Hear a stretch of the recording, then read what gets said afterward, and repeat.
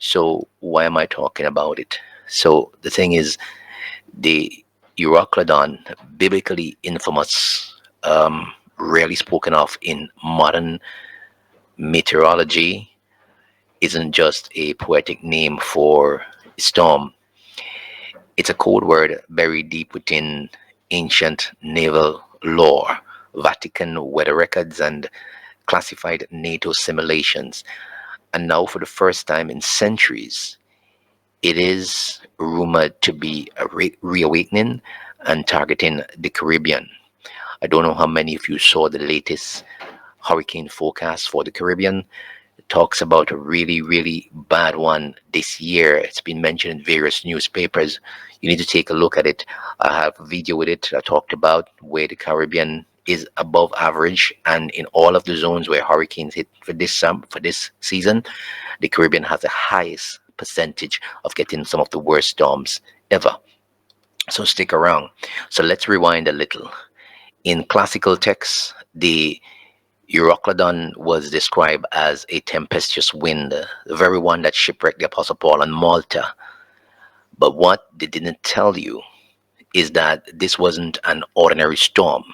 You see, what is happening, and the information that what I have got is that the Euroclydon is what you call a geomagnetic cyclone anomaly. So it's triggered by not by natural climate cycles, but by an artificial manipulation of the ionosphere. Now, the earliest reference to it in coded Babylonian star charts is linked to sudden polarity shifts in our atmosphere layers or the atmospheric layers. Translation, what is it? It's a storm that should not exist, actually. Now, where it gets spicy is the information that we've gathered. Starting last December, which is 2024, certain Caribbean satellites, particularly the defunct GOES X7, was a very big satellite. The GOES X7 unit that was quietly reactivated for research purposes began detecting rhythmic heat pulses over the mid-Atlantic ridge.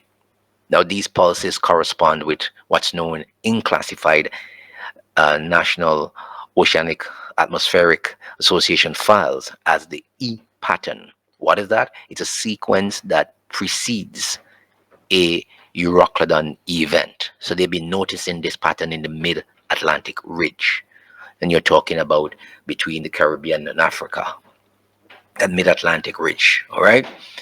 So insiders at DARPA, through backdoor leaks, confirmed to us that this year's hurricane season might be masking something far more engineered. And who's behind it?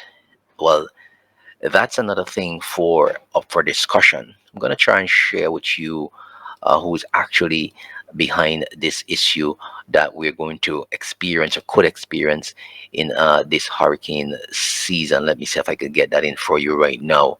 All right, so here we go.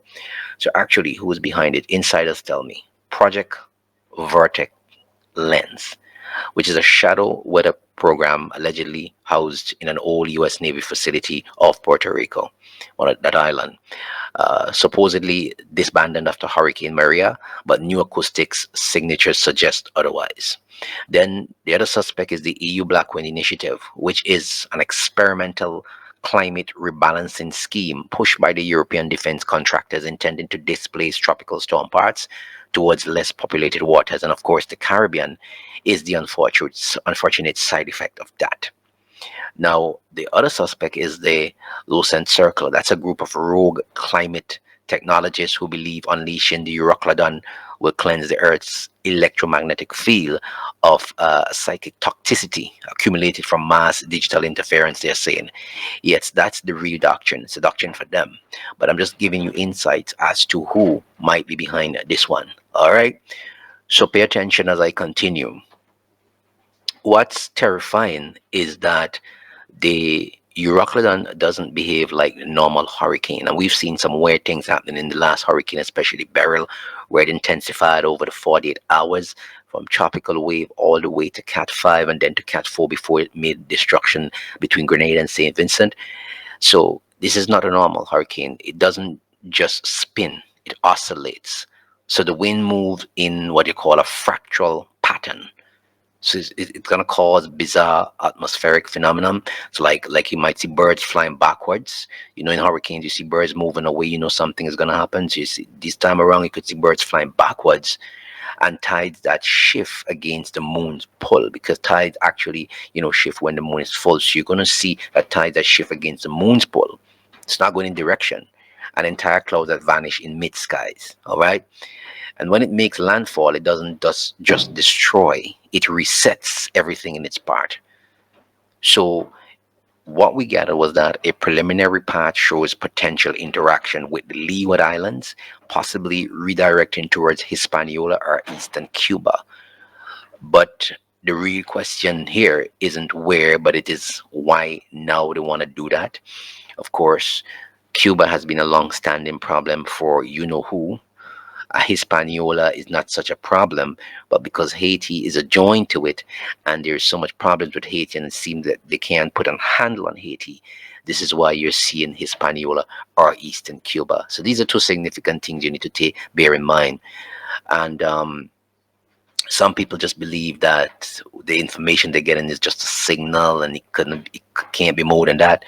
But it's actually more than that. So you got to look out for this hurricane season. It's not going to be nice. It is not going to be a good one. The forecasters already predicted that, and this information that I'm getting is even worse. So, guys, look out for that. You can look up Euroclydon wind on the internet, see what it's all about. I'm sure they'll tell you what it's all about. But this is what they intend to use. Some of these hurricanes, they're manufactured, and I think by now a lot of us know that.